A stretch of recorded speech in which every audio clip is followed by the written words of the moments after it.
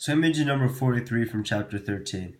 So in this problem, you start off with two masses with their center of masses, length of r apart, and they both have radius of r and mass of m. So what's going to happen is they're going to both be attracted to each other, meet right at the middle over here, with both of the same velocity. And then so the first part of the question asks us to find the impulse of going from here with a velocity of 0 to here with a final velocity right before the collision. So it's just simple conservation of energy, initial energy, final energy, and so you have the potential energy between the two of them, and then you have the kinetic energies of the two of them, but I just cross those out because the velocity is 0 at the start.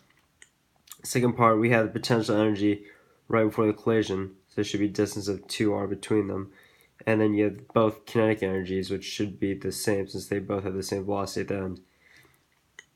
So just start off with our energy formulas, just negative g mm over r, both sides.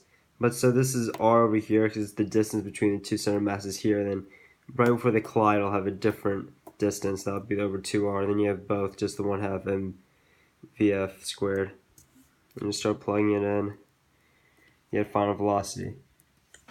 Okay, and then so impulse is mass times the change in velocity. And since velocity was 0 here, and then you have the final velocity here, that means the change was vf minus v initial, which is just vf. So then pretty much just multiplying m times what you got in this part.